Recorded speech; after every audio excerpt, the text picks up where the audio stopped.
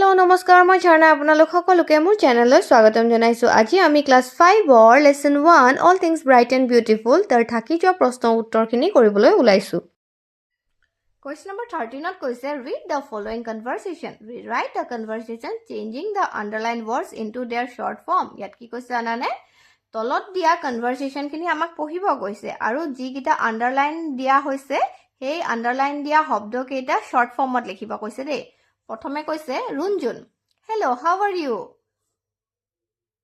Hello তোমাৰ কি খবৰ বুলি কৈছে দেই ৰিয়াজে কৈছে আই এম ফাইন মোৰ ভালে ৰুনজুনে কৈছে can you hold the bag for me তুমি মোৰ কাৰণে বেগটো ধৰিব পাৰিবানে বুলি সুধিছে দেই ৰিয়াজে কৈছে সৰি I cannot it is heavy ৰিয়াজে কৈছে সৰি মই ধৰিব নোৱাৰিম কাৰণ এইটো বহুত গধুৰ বুলি কৈছে এতিয়া মই তোমালোকক দেখাম যে শৰ্ট ফৰ্মৰ আই এম টোৰ ঠাইত কি আমি লিখিম বুজিলা আৰু আই কেনটৰ ঠাইত আমি কেনেকৈ শৰ্ট ফৰ্মটো লিখিব পাৰো আৰু ইট ইজৰ ঠাইত শৰ্ট ফৰ্মটো কেনেকৈ লিখিব পাৰো আহাচোন চাই লওঁ এতিয়া অৰিজিনেলত ইয়াত দিয়া হৈছিল Runjun hello' how are you Riyaz I am fine Runjun can you hold the bag for me Riyaz sorry I cannot it is heavy এতিয়া এই অৰিজিনেল ফৰ্ম অফ সেন্টেন্সখিনিক আমি কিদৰে শৰ্ট ফৰ্মত লিখিব পাৰোঁ তাকে মই তলত লিখি দিছোঁ চোৱা ইয়াত লিখিছোঁ Runjun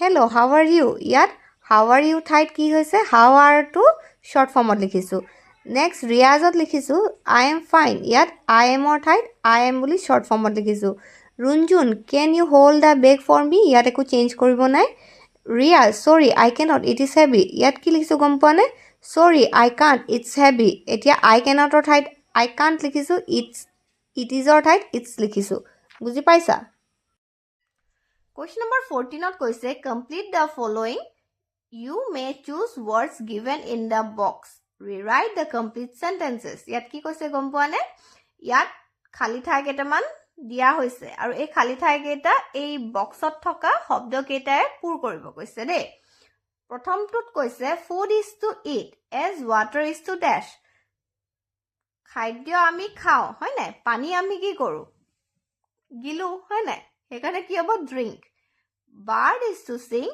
as dog is to dash চৰাই বাৰু গান গায় কুকুৰে কি কৰে ভুকে bark হয় নাই সেইকাৰণে আমি কি লিখিম bark art is to god as machine is to dash পৃথিৱীখন ভগৱানে বনাইছে বা সৃষ্টি কৰিছে তেতিয়ালে মেচিনবোৰক কি সৃষ্টি কৰিছে মানুহে সেইকাৰণে কি লিখিম ইয়াত মানুহ man sight is to eyes as smell is to dash আমি চকুৰে চাব পাৰো হয় নাই তেতিয়া গোন্ধ কিহে পাওঁ নাকে সেইকাৰণে আমি ইয়াত কি লিখিম nose prayer is to pray as games is to dash প্ৰাৰ্থনা আমি কৰো হয় নাই তেতিয়াহলে খেল কি কৰবা খেলু হয় নাই খেলা কাৰণে কি আমি লিখিম play next question number 15 কৈছে write two words ending with mb কৈছে যে এনেকুৱা শব্দ দুটা লিখিব কৈছে যি কিটা শব্দ লাষ্টৰ লেটাৰটোত লাষ্টৰ লেটাৰ কেইটা mb হ'ব লাগিব বুলি কৈছে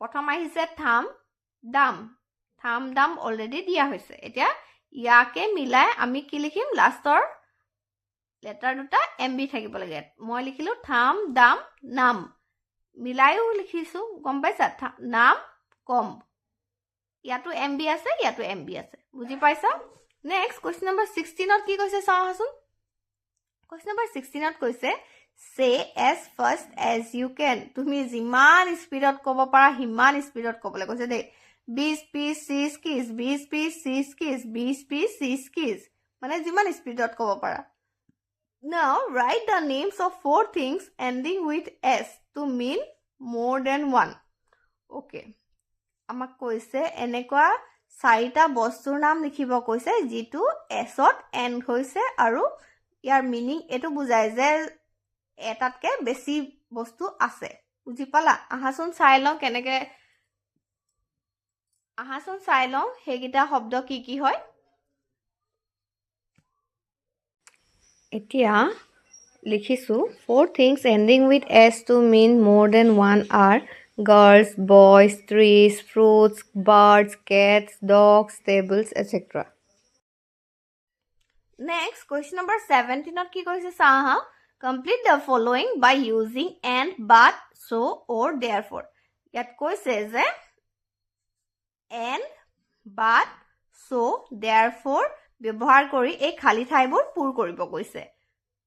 প্ৰথমটোত কৈছে hope the grasshopper dash any the and are friends। ইয়াত কি হ'ব বাৰু grasshopper আৰু any হয় নাই সেইকাৰণে আৰু ঠাইত কি লিখিম আমি and hope spend all his time singing dash dancing গান গায় আৰু নাচি থাকে হয় নাই সেইকাৰণে আৰু ঠাইত আমি কি লিখিম and আৰুটো ইংলিছৰ অনুবাদ কৰিলে কি হ'ব and হয় নাই কিন্তু any loves to work all the time dash any loves to work all the time কিন্তু এনিয়ে সদায় কাম কৰি ভাল পায় বুলি কৈছে হয় নাই এটা কিন্তুটো ঠাইত কি লিখিম but বুজি পাইছা নেক্সট বি প্ৰশ্নটো সুধিছে any was busy in summer dash hope did not meet her any বহুত বিজি আছিল গৰম দিনত সেইকাৰণে কি হৈছে hope মানে গ্ৰাছহপাৰটোৱে তাইক লগ কৰিব পৰা নাছিল সেইকাৰণে তো আমি কি লিখিম so বুজি পালা নেক্সট সি প্ৰশ্নটো হৈছে both big dash small creatures are made by God dash buildings are not both মানে দুয়োটা ডাঙৰ বা সৰু দুয়োটা ডাঙৰ আৰু সৰু জীৱবোৰ কি ভগৱানে সৃষ্টি কৰিছে কিন্তু বিল্ডিংছ বিলাকক নহয় সেইকাৰণে আমি ইয়াত কি উত্তৰত কি লিখিম both big and small creatures are made by God but buildings are not next দি প্ৰশ্নটো সুধিছে plastic is bad for the environment dash plastic bags should not be used plastic পৰিৱেশৰ কাৰণে বেয়া হয় সেইকাৰণে আমি প্লাষ্টিক বেগ ব্যৱহাৰ কৰিব নালাগে হয় নাই সেইকাৰণে আমি কি লিখিম সেইকাৰণে ফলনি আমি therefore plastic bag should not be used বুজি পাইছা Question number 18 কি কৈছে চাও আহাচোন look carefully at the picture below find out 6 differences in picture 2 and write them down ইয়াত কি কৈছে জানানে এই দুইখন ছবি ভালদৰে আমাক চাবলৈ কৈছে আৰু এই দুখন ছবিৰ মাজত কি পাৰ্থক্য আছে তাকে আমাক লিখিবলৈ কৈছে প্ৰথম ছবিখনত ডাৱৰ আছে এইখনত নাই দ্বিতীয় পইণ্টটো হৈছে ইয়াত বেলি আছে ইয়াত বেলি নাই ইয়াত চৰাই আছে ইয়াত চৰাই নাই ইয়াত মাছ আছে ইয়াত মাছ নাই ইয়াত পদুম ফুল আছে ইয়াত পদুম ফুল নাই ইয়াত মানুহজনে টুপি পিন্ধি আছে কিন্তু ইয়াত টুপি পিন্ধা নাই বুজি পালা ধুনীয়াকৈ আমি লিখিবই পাৰো এইকেইটা আহাচোন কিদৰে লিখিলো চাও আহা ইয়াত মই লিখিছো 6 differences in picture 2 compared to picture 1 are ছটা differences picture 1 আৰু picture 2 compare কৰিলে কি কি পালো হেতু মই এৰৰে লিখিছো সোৱাহি আহা এক নম্বৰতে লিখিছো in picture 1 there is a sun in picture 2 there is no sun মানে বেলিটো picture 1 ত আছে আৰু picture 2 ত নাই দুই নম্বৰ পইণ্টত লিখিছো in picture 1 there is cloud in picture 2 there is no cloud মানে দুই নম্বৰ পইণ্টত লিখিছো যে ডাৱৰ এক নম্বৰ ছবিখনত আছে কিন্তু দুই নম্বৰ ছবিখনত ডাৱৰ নাই তিন নম্বৰ পইণ্টত লিখিছো যে in picture 1 there are two birds in the tree in picture 2 there is no bird in the tree মানে প্ৰথম ছবিখনত দুজনী চৰাই গছত আছে কিন্তু দুই নম্বৰ ছবিখনত চৰাই নাই 4 নম্বৰ পইণ্টত লিখিছো in picture 1 the man is wearing a cap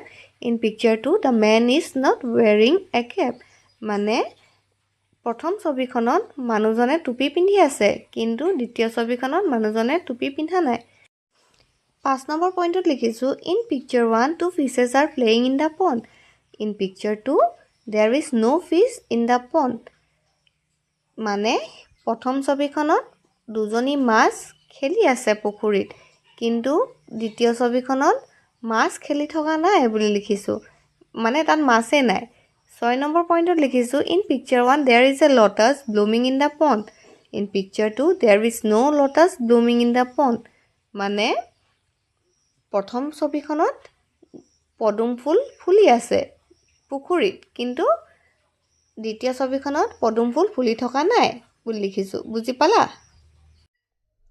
Question number 19 কি কৈছে? Read these sentences about a rhinoceros.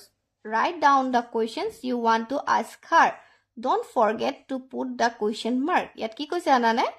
ইয়াত তলত কেইটামান সেন্টেন্স দিয়া হৈছে। এই সেন্টেন্স কেইটাৰ ওপৰত তোমাক প্ৰশ্ন সুধিব কৈছে এই ৰাইনচৰছ জনীক। আৰু এই ৰাইনচৰছক অসমীয়াত কি কয়? গড়, হয় নাই? ইয়াত কৈছে প্লিজ ছেভ মি, প্লিজ মোক বচোৱা, আই এম এনডেঞ্জাৰ্ড, মই বিলুপ্তপ্ৰায়। এতিয়া ইয়াত কৈছে আই এম এ ৰাইনো। এতিয়া আমি প্ৰশ্ন কি দিম? হু আৰ ইউ, আৰু প্ৰশ্নবোধক চিন। নেক্সট কৈছে আই লিভ ইন কাজিৰঙা, ক'ত থাকা তুমি, হয় নাই? সেইকাৰণে আমি প্ৰশ্নত কি লিখিম? ৱেৰ ডু ইউ লিভ। 3 নম্বৰ কৈছে আই ইট প্লান্টছ এণ্ড গ্ৰাছ।